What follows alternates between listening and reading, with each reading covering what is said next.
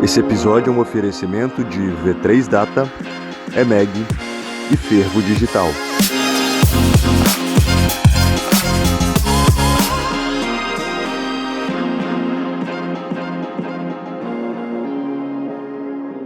Tá começando mais um episódio do Gestor, o seu podcast quando o assunto é gestão prática. Nós trazemos aqui os melhores gestores nacionais para uma conversa aprofundada sobre as melhores práticas de gestão para que você consiga traduzi-las para o seu negócio e, consequentemente, destravar todo o potencial de crescimento da sua empresa.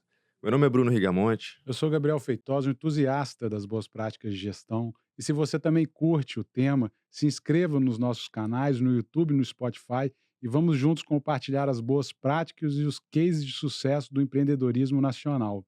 E hoje a gente está recebendo Denis Silveira, ele que é Head de Estratégia de Inovação na Embraer. Denis, muito obrigado por aceitar o nosso convite. Seja bem-vindo ao Gestor. Obrigado. Muito feliz de estar aqui. Me sentindo honrado e importante.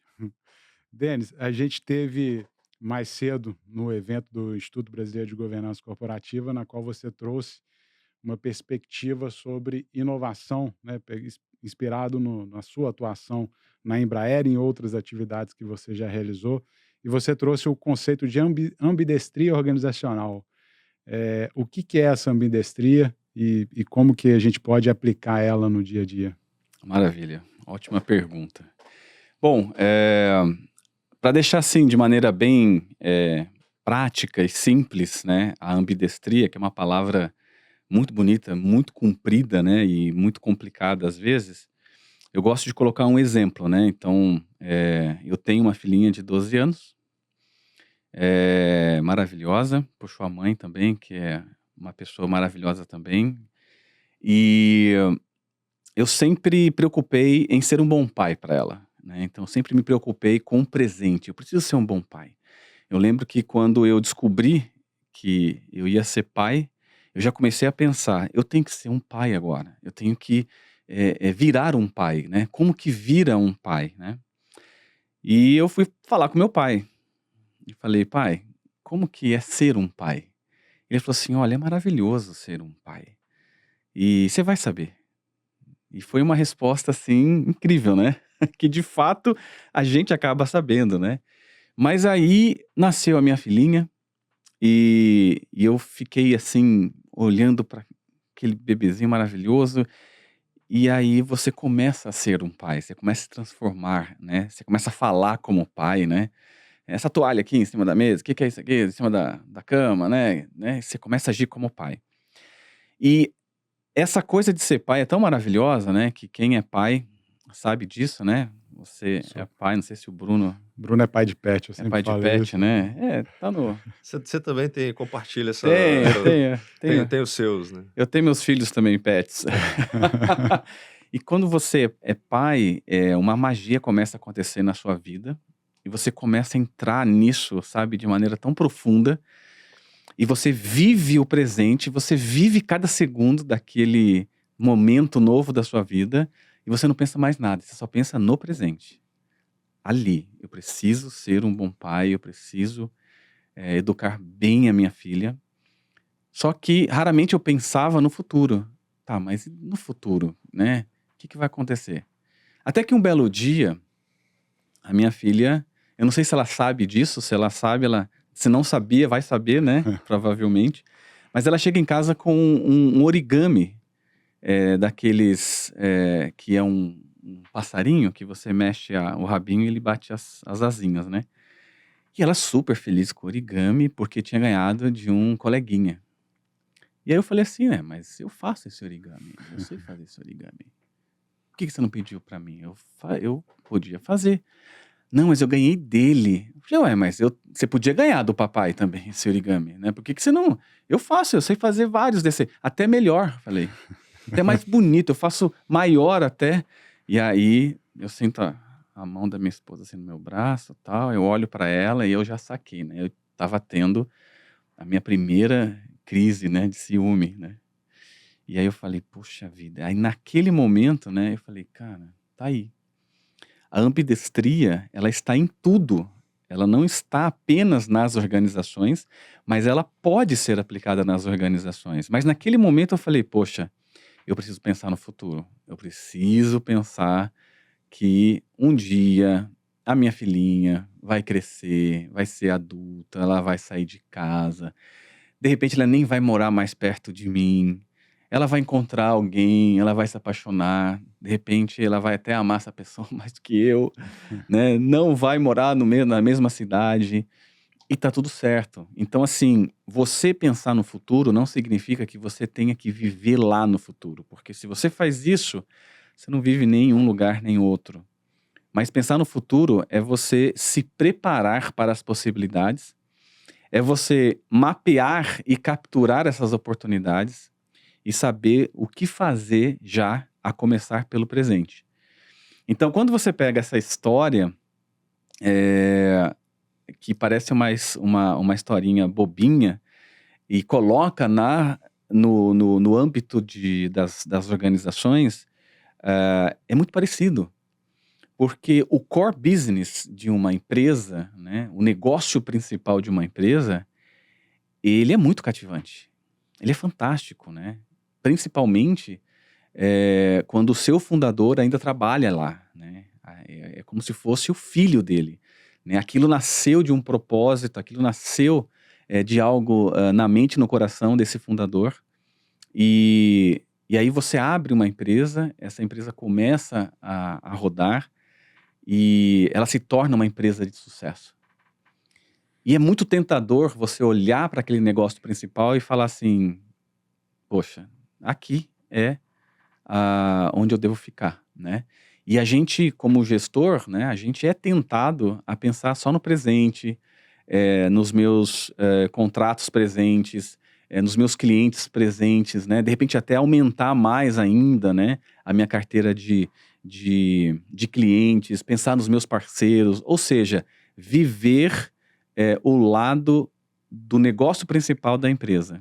Perfeito. E aí vem a questão da ambidestria, que a pessoa ambidestra, ela consegue utilizar mão direita, mão esquerda, chutar com a perna direita e chutar com a perna esquerda. E daí vem o termo da ambidestria organizacional, que é, enquanto você está chutando com a perna do presente, capturando as oportunidades do presente, do seu negócio atual, você também pode chutar ao mesmo tempo com a perna esquerda do futuro, né? Ou seja, enquanto eu cuido do meu core business, eu posso também observar o futuro, mapear e capturar oportunidades do futuro e saber lidar, começar a lidar com essas oportunidades também no presente. Daí vem o termo ambidestria organizacional. Denis, é legal conversar contigo, que hoje tem um vínculo aí com a Embraer, e eu particularmente já estudei muito a história do Osiris Silva, e tive a oportunidade de fazer isso à época.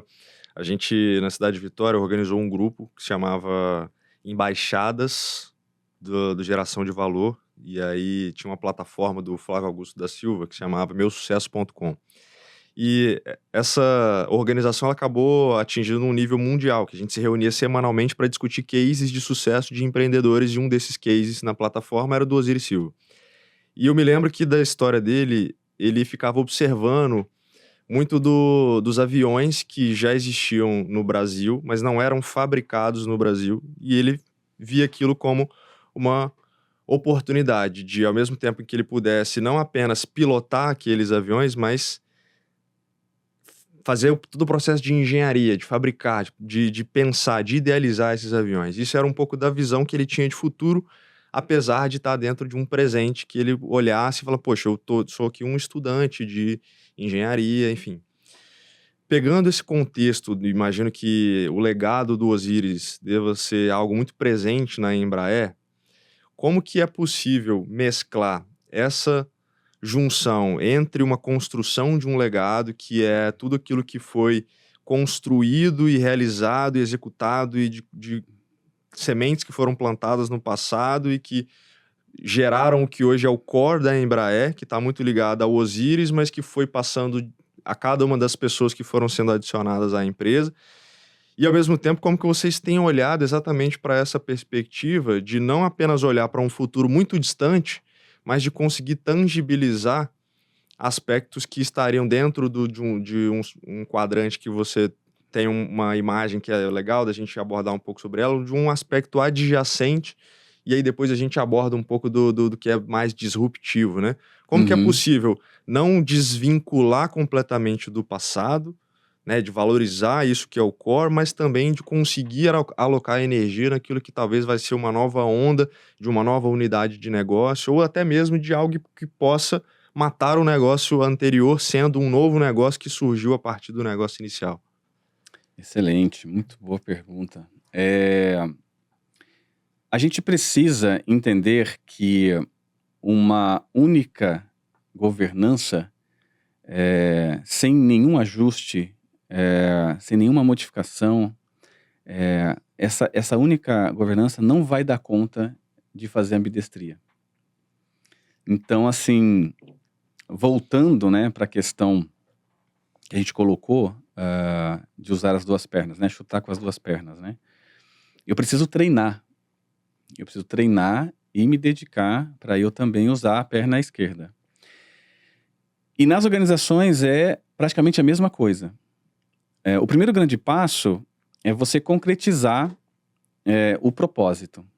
Quando você concretiza o propósito, você é permitido mapear novos propósitos, novos mercados, novos negócios, né?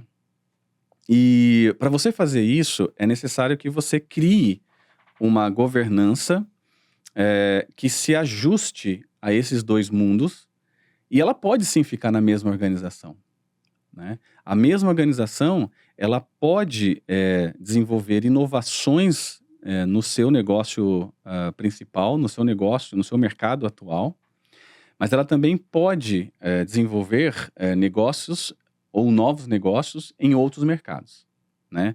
Então, por exemplo, enquanto eu estou inovando o meu core business, eu posso entender que uma tecnologia ali específica, ela tem mais de uma aplicação. Então, aquela tecnologia que até então eu estou aplicando no meu mercado atual, no meu negócio atual, ela pode ir para outros mercados. E essa é a adjacência que você menciona, né? Então, quando isso acontece, você acaba gerando novos negócios, mas você igualmente utiliza todo o seu capital intelectual, você utiliza todo o talento que você tem dentro da sua organização, e você não parte do absoluto desconhecido. Você tem segurança, porque você conhece aquela tecnologia, você sabe fazer aquilo, e aí o trabalho que se tem é mapear novos negócios onde essa tecnologia poderia ser aplicada. Eu gosto de dizer que esse é um grande primeiro passo para você desenvolver a ambidestria organizacional, porque aí surge um fenômeno muito legal, muito bacana, de você questionar o seu modelo de negócio atual, algo que é muito saudável, de você otimizar o seu modelo de negócio para que ele seja ambidestro, que é algo muito saudável também, né? Tem algum exemplo prático, só para a gente tangibilizar um pouco melhor isso, né? Eu ia tentar puxar justamente um pouco da figura, mas acho que esse é um bom exemplo. Eu não sei se aquela figura, aquela imagem que você utilizou, se a gente consegue, inclusive, plotar ela aqui, porque ela é muito interessante, né? A gente nunca fez isso, mas vou pedir para a produção plotar aqui a foto, que nessa linha, Bruno, assim, a ambidestria, primeiro ponto, assim, Denis, você colocou, ambidestria dá a entender que são duas vertentes, né? E no gráfico você apresentou um eixo que em um você trabalha produtos existentes ou novos produtos, no outro você trabalha mercados existentes e novos mercados, né? E aí você vai justamente nessa linha que o Bruno perguntou, do core, você trabalhar o core, você trabalhar... O core que seria ali o núcleo, né? Vamos traduzir, que seria o núcleo duro da empresa, que é a atividade principal que garante a receita, dia a dia. faturamento dia a dia do negócio. É isso aí. E aí depois você tem, eu não sei como que eu nomeio isso, mas a função adjacente ali, que é você inovar, acho que produtos existentes em novos mercados ou mercados existentes e novos produtos, e aí depois a disrupção, que seriam novos produtos e novos mercados. É essa a correlação? Não sei se essa interferência que eu fiz aqui ajudou a turma a Sim, entender, claro. ou como que trabalha essa... Como que a gente traz para objetivos, para disrupções claras ou criação de produtos adjacentes claros que você pode o que o Gabriel ilustrar está aí? falando é assim, a gente entende que você estando à frente da estratégia de inovação da Embraer, não necessariamente você pode falar absolutamente tudo que está sendo desenvolvido na Embraer, mas obviamente já existem vários cases de Sim. produtos, enfim, que já Principalmente estão os no, disruptivos. que já né? estão no mercado, Sim. já estão rodando e são públicos, né? Então acho que seria legal se a gente conseguisse tangibilizar até mesmo com esses que já estão no mercado, né? Sim, sim. Basicamente, esse quadro, a gente pode entender, né? Esse eixo horizontal são tecnologias ou produtos, né? E esse eixo vertical seria mercados, né? Mercados atuais e novos mercados. Em todos esses níveis, há muita possibilidade de inovação. Então, antes de eu falar um pouco mais sobre isso, é importante a gente entender que inovação não é só disrupção. Uhum. Ou disrupção em novos mercados, né? Você pode fazer disrupção no seu mercado atual também, né? Então, quando você inova dentro do seu mercado atual, com o seu produto atual, você inova o seu produto atual no mercado atual, você tem uma inovação que a gente pode chamar também de incremental. A gente tem uma inovação na tecnologia e a gente tem outras inovações também, como inovação de processo, inovação na eficiência. Enfim, existe muita inovação, né? Inside out, ou seja, que parte de dentro para fora e o meu cliente, o meu mercado, o meu negócio é beneficiado, ou inovações outside in, né? Onde olhando as movimentações, as mudanças do mercado, eu faço uma autocontemplação e falo, poxa, eu posso inovar esse processo, eu posso inovar esse produto, ou enfim. Quando você entende que pode levar alguma inovação, alguma tecnologia que já existe no seu core para novos mercados, né, aí são produtos existentes em novos mercados, né? Uhum. Mas também você pode levar novos produtos no mercado atual, né? Então, esse novo no atual, o atual no novo, é tudo adjacente, né? Então, uma aplicação, né, sobre a Embraer, né? Nós temos inovado as aeronaves, né? Então, Melhorias dentro do quando core. dentro do core, quando você olha, que é interessante porque desde a primeira aeronave, né, para o seu tempo já foi extremamente inovador, né? Mas à medida que o tempo vai passando, né, esse produto gera muitas inovações de produto e tecnologia muito, muito relevantes, né? E como a Embraer tem esse olhar ambidestro, ela percebeu que algumas tecnologias que eram do core poderiam ir para novos mercados, né? Então foi assim que surgiu o mercado de radares, né? Radares terrestres, radares para fragatas, né? Perfeito. Que é essa parte da adjacência, né? E por fim, você tem a possibilidade de inovar novos produtos em novos mercados, né? Nesse sentido, né, nós temos a Embraer X, que para mim, pessoalmente falando, e também para a Embraer como tal, mas eu tenho bastante orgulho de falar da Embraer X, que para mim é a materialização da ambidestria organizacional, né? E aí, desta relação novo no novo, surge a IVE, né? Com o eVTOL, que é uma das disrupções da Embraer.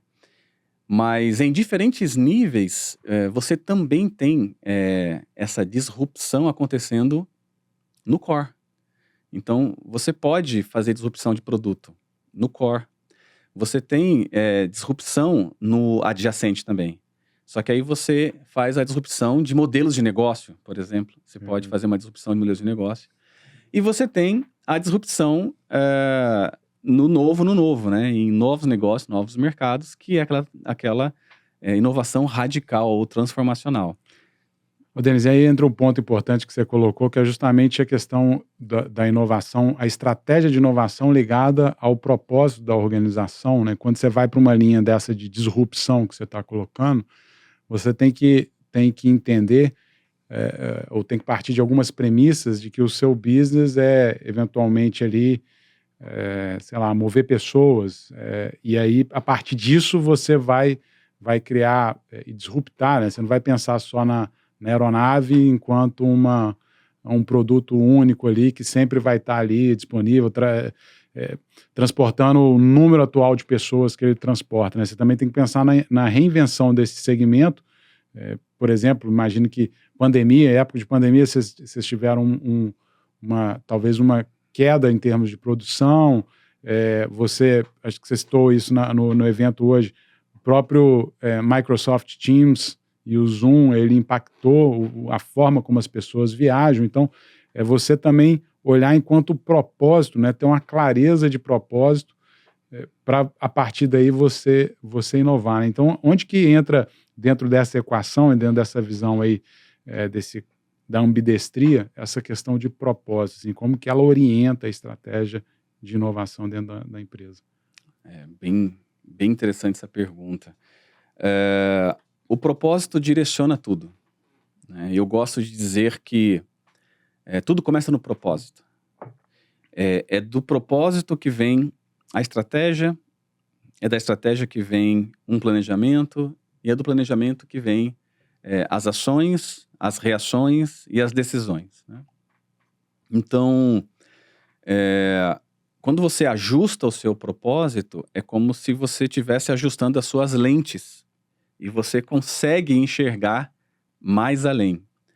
Quando você consegue enxergar mais além, você consegue perceber algumas tendências. Porque no final do dia, é sempre sobre gente. Sempre sobre gente, né? É gente que tem desejos, necessidades, problemas, né? Então, o mercado atende essas pessoas com produtos e serviços, né? Então, o mercado sempre está mudando porque as pessoas estão mudando. Sempre aparecem problemas novos, né? Problemas diferentes, né? E como organização, você precisa estar super atento a essa movimentação e ir ajustando o seu propósito, né? Então, é muito comum quando uma empresa ela não consegue mais ajustar estas lentes, ela acaba sendo impactada, né? Então, dentro do meu programa de doutorado, né, a gente está estudando bastante sobre cases negativos, né? Empresas globais de muito sucesso que acabaram fracassando, né? E quase todas elas, né, tiveram um pico de sucesso muito grande antes de começarem, né, a ir mal nos seus negócios, né? E o que esses pesquisadores perceberam é que é aquilo que a gente falou no começo. É muito fácil e tentador você acostumar e acreditar que o processo que te trouxe ao primeiro estágio de grande sucesso pode ser o mesmo que vai te levar para os próximos.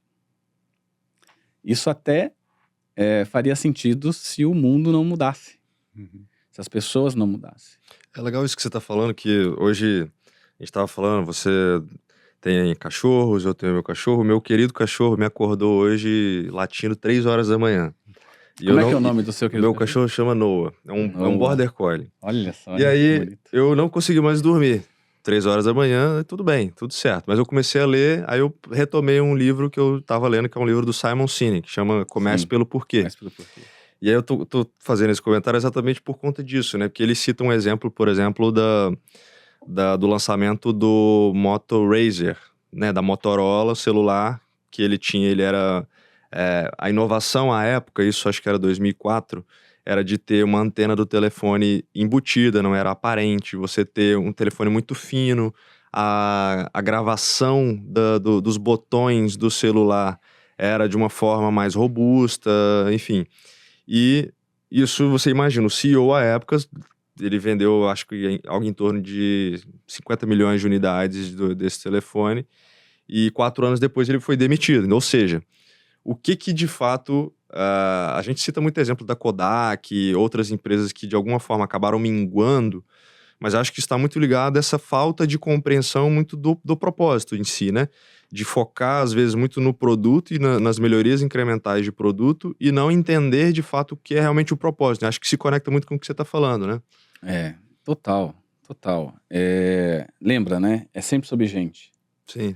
E nesse exemplo do celular, eu me lembro do primeiro celular. Eu até disse minha idade aqui agora, né? Passei dos 40, olha só. Então, assim, eu lembro do primeiro celular. Ele era fantástico, era grande, era pesado, né? As pessoas colocavam É bonito na cintura, andar né? com ele do lado. Aquela coisa assim, tal, a pessoa andava com aquilo, ficava até meio penso, mas era bonito de ver. Com o tempo, aquele celular foi diminuindo. Por quê? Porque a percepção de valor das pessoas começou a mudar. As pessoas falam assim, não, negócio muito pesado, não, negócio muito grande, né? E foi diminuindo, até que eu lembro que a Motorola lançou o Motorola StarTAC. Vocês lembram disso? Era bonito, Você sim. lembra? Lembro. Você deve lembrar. Era bonito, era pequenininho, né? Ele abria assim, né? Você Bonitinho. fechar, fazia um barulho, né? Porra, você tac. fecha- Era pequenininho, né? E a antena, né, levantava, voltava, tal. Antena, né, cara? Meu Deus. E aí depois foi um menorzinho ainda, que eu esqueci o nome, um cinzinha. Depois, a percepção de valor mudou. Ninguém queria mais abrir o celular e fechar. Ele já era inteiro, só com uma tela ali. Mas depois, a tela ficou colorida. Aí o celular foi aumentando de novo. É isso que eu olhei pro meu aqui e falei, rapaz, o meu tá igual do início, né? Voltou a crescer o celular, né? Exatamente. Porque virou uma tela de consumo de vídeo, Exato. videogame. E eu vi um celular esses dias aí que parecia um mini tablet, era bem grande mesmo, né? Que essas versões maiores. Por que isso mudou? Por que a percepção de valor mudou? Porque as pessoas falaram, não, o celular maior é mais bonito? Não, porque o tipo de problema, o tipo de atividade, de desafios, mudou também. Mudaram, né? Hoje você quer fazer tudo no celular. Você quer fazer tudo no celular. Então veja, antigamente o celular fazia ligação e também outras coisas mais. Hoje o celular faz um monte de outras coisas mais e também ligação. Então, você consegue abrir seus e-mails, você consegue ler um livro, você consegue navegar na internet, você consegue trabalhar nas suas redes sociais, você consegue fazer uma infinidade de coisas. Então, não dá para você pegar um celular StarTAC super lindo na época, né? Até tinha um da Motorola bonito também, V8.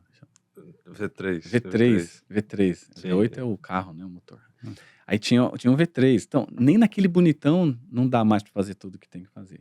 Então, veja, constantemente a percepção de valor das pessoas, ela está se atualizando, porque constantemente o mundo está mudando e constantemente nós estamos nos deparando com novos desafios, novas dificuldades, desejos e problemas. E como que a gente se ajusta em relação a isso? Ou necessariamente a gente precisa criar uma tendência, um mercado, enfim, o que vai ser de fato a nova tendência, ou é preciso estar atento às novas movimentações das percepções de valor do cliente ou de consumo para se adaptar em relação ao cliente, não necessariamente criar novos produtos ou mercados, mas se adaptar em relação àquilo que de fato possa atender a uma necessidade, a uma dor, a um problema. Como é que as empresas podem não ser a nova Kodak, a nova Motorola, eventualmente, ou, enfim, empresas que já foram líderes nos seus setores e que por algum motivo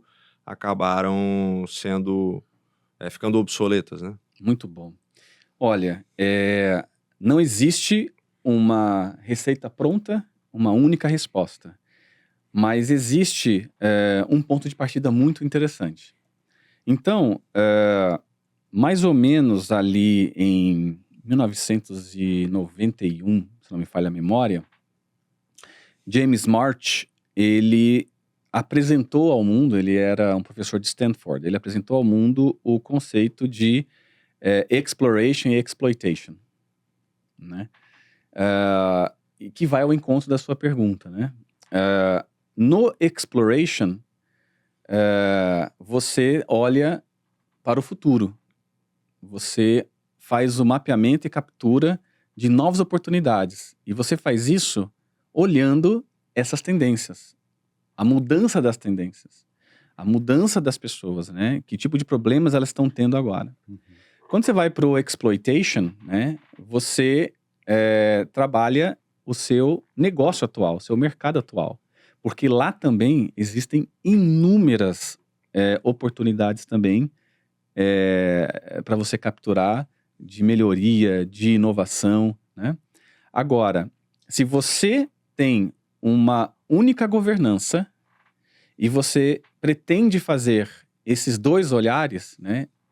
Nós também chamamos de execution e searching, né?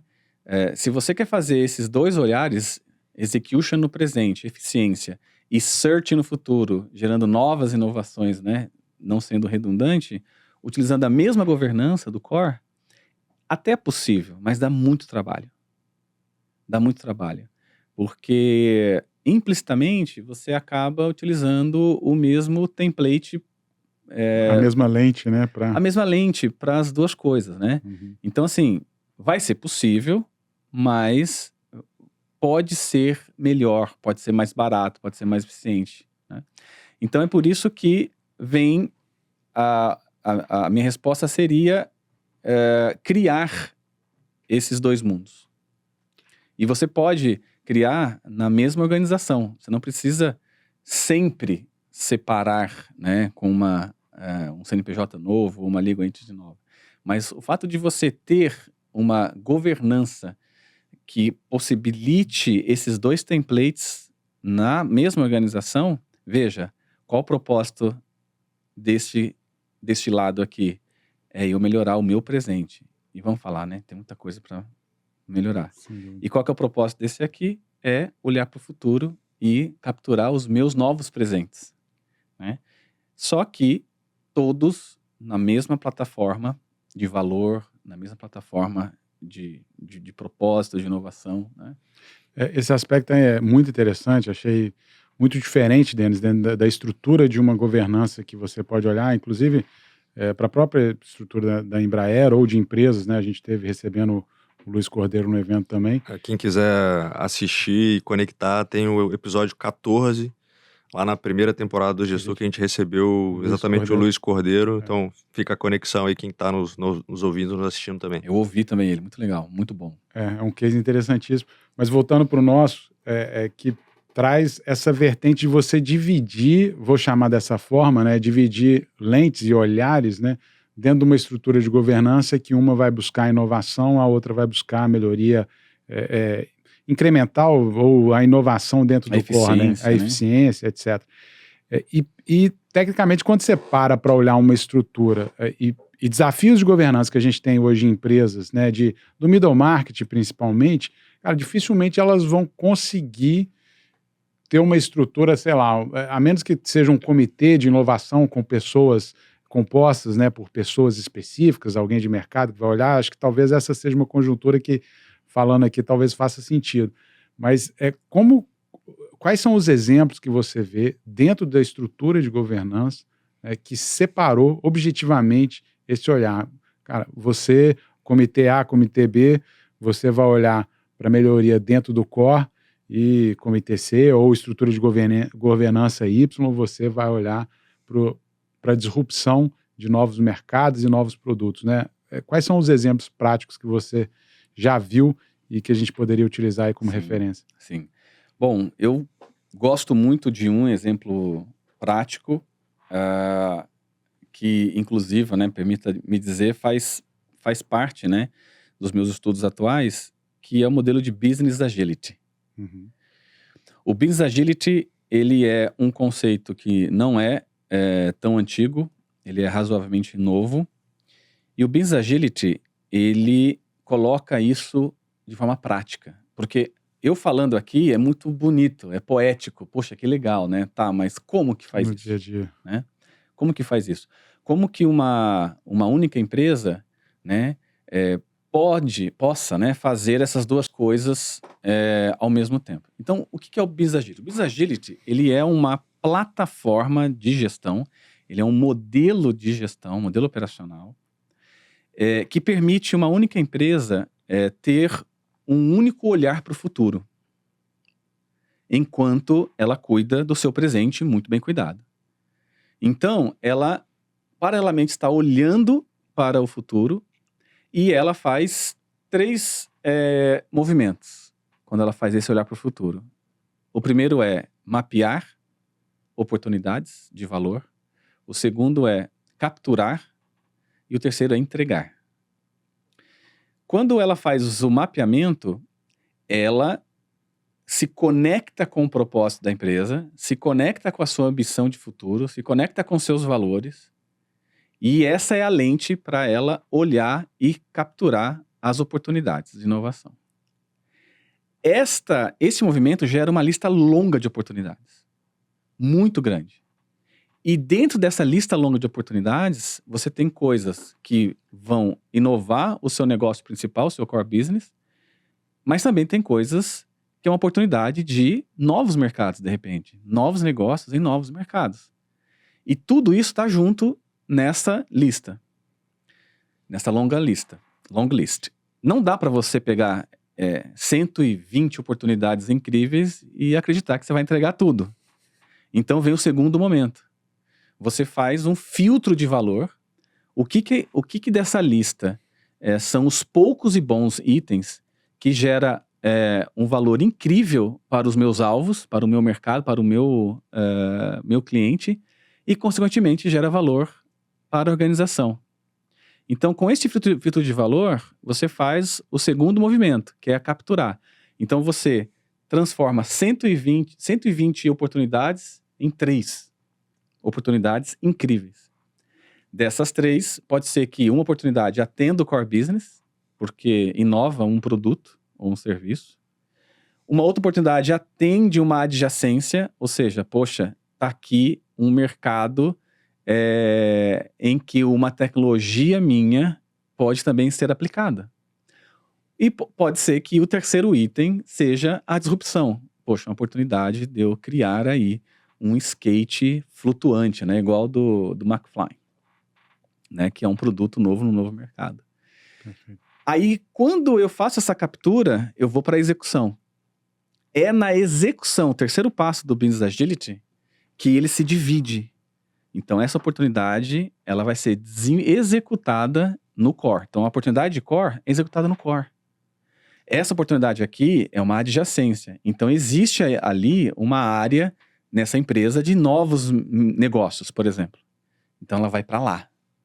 E existe uma empresa, ou existe uma área dentro daquela empresa que trabalha, que é focada em disrupção. Então, vai para aquela área lá. Agora, imagine se essas 3 oportunidades fossem para um lugar único só, lá no core. Qual que teria prioridade das 3? Aquela que está ligada ao core. Aquela que está ligada ao core. Entende? As outras a gente ia deixar para um momento mais oportuno. Ia deixar, e tá tudo certo, tem que fazer isso. Porque se o core não fizer isso, tem algum problema com ele, porque é a função dele. Ali é o principal lastro da organização. Então, por isso, quando a gente apresenta a ambidestria e o Business Agility como uma opção de fazer ambidestria, né? Nós não estamos falando implicitamente para os seus gestores despriorizarem o core. Ou dar uma aliviada no core. Pelo contrário. A gente está falando assim, turbine ainda mais o seu core. Deixe o seu core ainda mais robusto, ainda mais forte. Por quê?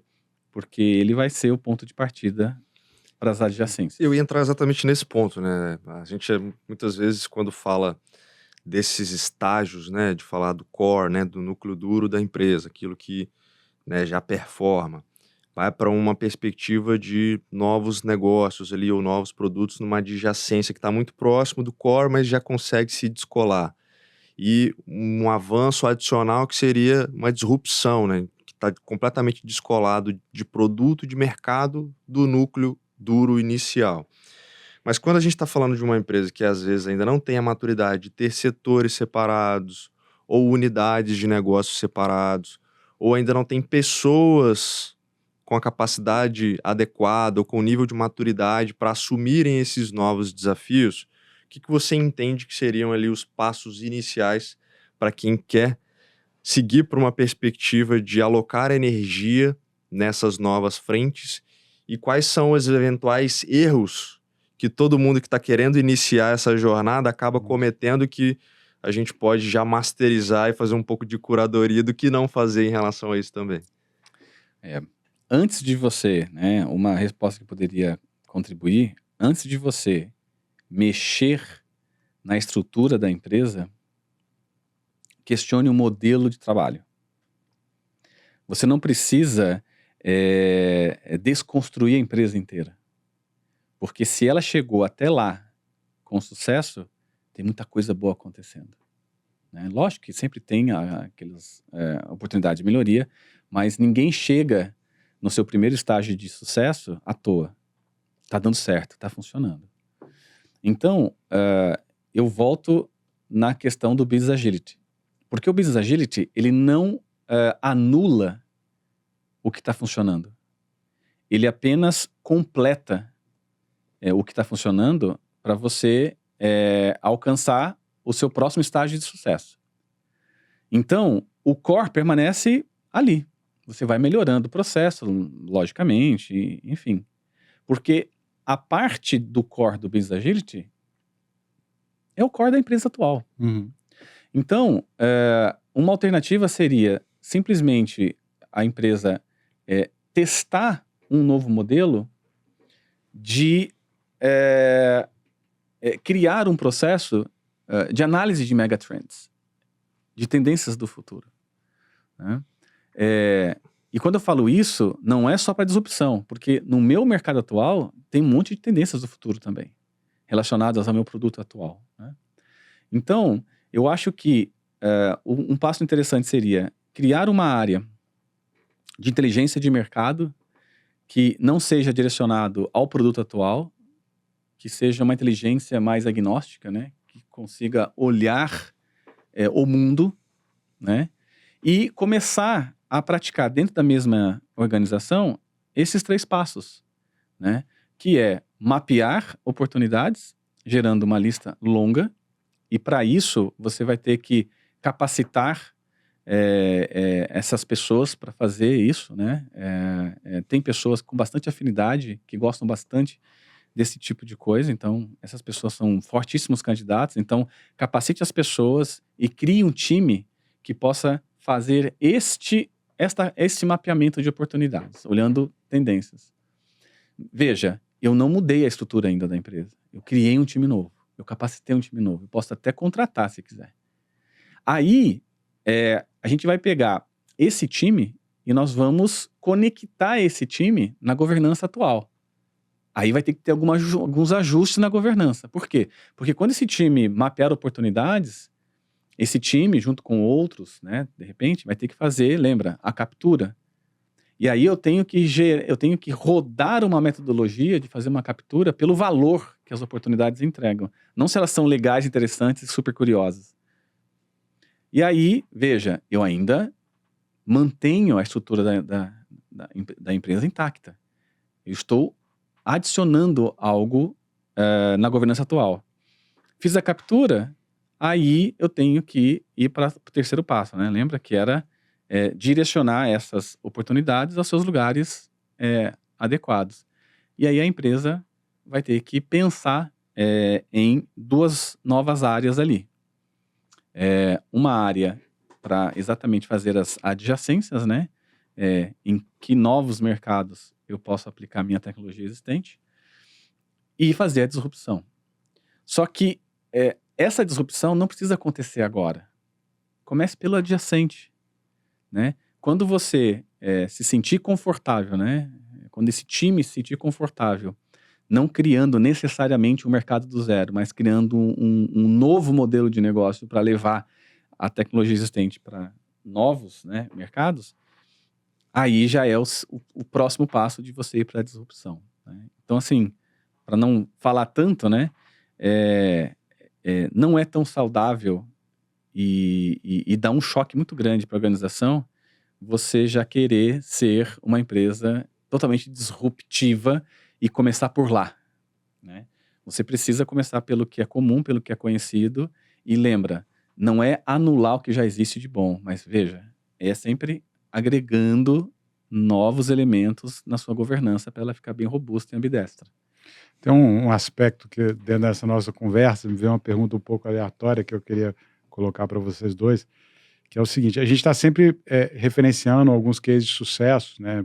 Apple, a própria Embraer e tal, e são empresas que fazem um investimento pesado também dentro de uma estrutura que permita ela inovar, buscar errar e corrigir, acertar de novo, etc. Mas a empresa, está até ligada à pergunta que o Bruno fez, assim, às vezes a empresa pode ter o propósito de capturar valor daquele mercado como ele está posto e, eventualmente, depois encerrar a operação ou deixar, finalizar a operação ali. Eu tenho um mercado de aeronave que eu sei fazer e, vou aproveitar aquela tendência de mercado e depois, eventualmente, se o mercado for disruptado, para mim está tudo bem, eu realizei ali meu valor, realizei o lucro daquele negócio, né? Porque ao não investir também em inovação, você naturalmente vai ter ali, na última linha, né, mais resultado, porque é algo, pelo menos no curto prazo, que você está deixando de investir e você está capturando valor. Então, assim, seria possível uma empresa, claro que é possível, mas como que você vê empresas que não buscam, que está bem fora da sua linha de estudo, pelo que eu entendo, né, Denis?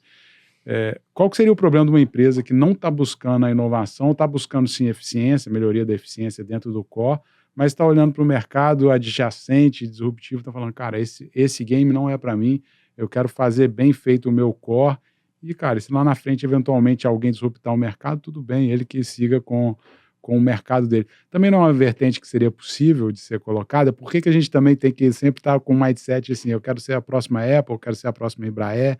É possível também você gerar valor e capturar o valor de um mercado sendo eficiente ali e ficando dentro do core, né? Sim. Ou tô indo numa linha muito... Não, faz sentido. Faz super sentido. Para você ser uma empresa inovadora, você não tem que ser sempre uma Apple da vida, né? E se você fizer a sua escolha de atuar sempre, colocar todos os seus esforços sempre no core business, tá tudo certo. Você só precisa tomar um cuidado, na minha opinião, né? Lembra que a gente estava falando que no final do dia é sempre sobre gente? Então, a gente vai ter que estar sempre de olho no nosso mercado atual. E aí toda a nossa estratégia de mapeamento, captura e entrega de valor vai ser sempre para o meu mercado atual. Sempre o mercado atual. Então, eu sempre vou estar atento ao que está acontecendo. Isso sempre vai dar certo? Nem sempre. É perigoso. Porque você não consegue prever exatamente qual vai ser o novo momento da sociedade. Os novos problemas da sociedade, né? E você também não consegue prever os novos entrantes naquele seu mercado. Então, de repente, você criou a sua estratégia de existência para aquele mercado único, e aí, de repente, entra um concorrente nesse mercado, apresentando um diferencial enorme, que você não tem, né? Então, assim, é a questão dos oceano vermelho e oceano azul, né? O oceano vermelho é o oceano em que nós temos muitos players ali dentro. Então, o ponto de sucesso ali é o diferencial. Então, se você quer ficar só no seu core, é um trabalho muito grande de você sempre estar apresentando diferenciais competitivos a todo instante que façam sentido e vão ao encontro da mudança dos seus alvos, dos seus clientes, das pessoas do seu alvo. E aí, só para terminar, é um trabalho muito grande. É um trabalho muito grande para fazer isso. Então, trabalho grande por trabalho grande, por que já não desenvolver uma estrutura ambidestra? Né? Perfeito, perfeito. Já que você Desculpa, falou Bruno. já falou que a pergunta era para nós dois, então vou me permitir responder contribuindo também. Claro. Tem dois aspectos aí de dois autores que eu particularmente gosto da forma de olhar, por exemplo, o conceito de monopólio, né? Que é muito abordado no livro De 0 a 1. E o autor fala sobre a questão de você construir um monopólio que, quando você constrói um monopólio, né? Que é a diferença entre você ir de 0 a 1, que é, de fato, binário, né? Ou seja, algo que não existia e passou a existir, que isso é o que ele chama de realmente ali de inovação. E quando você vai de 1 a N, né, ou seja, são aspectos incrementais, é o que ele chama de globalização. Você apenas está replicando ou melhorando algo que já existe. Quando você pensa no conceito de monopólios, e aí a gente pode pensar, e hoje está muito em voga as big techs, a gente consegue pensar que elas de fato se transformaram em monopólios e elas conseguem, ao invés de necessariamente desenvolverem aspectos ou produtos ou serviços adjacentes ou disruptivos, elas têm tanta capacidade de geração de caixa com o modelo inicial que elas conseguem crescer por aquisição. Então, não necessariamente elas querem desenvolver esses novos produtos ou serviços, mas conseguem incorporá-las porque elas já têm um monopólio existente, porque elas foram tão boas no desenvolvimento do core, que fez com que elas tivessem uma vantagem competitiva tão grande para poder se manterem relevantes a partir desse modelo. E o segundo aspecto que eu acho que vale a pena acrescentar é o conceito de jogo infinito. Aí, novamente, trazendo o Simon Sinek, que ele também tem um livro que ele fala sobre isso, né? De você, ao invés de jogar jogos finitos, né? Por que não pensar em jogos infinitos, né? De você entender quais que são as perspectivas que fazem com que você se mantenha relevante de forma contínua, né? E que você não esteja ali jogando apenas o jogo daquilo que vai se encerrar na próxima curva ou sabe, de ser algo que tenha uma limitação muito clara, mas que você consiga pensar a partir de aspectos mais amplos, de visão de longo prazo, de fazer com que o seu negócio tenha uma jornada de que, ainda que você não esteja se desenvolvendo para algo mais disruptivo, mas que você seja tão bom naquilo que você já faz, que o seu propósito esteja tão enraizado que você vai se manter relevante, ainda que por gerações.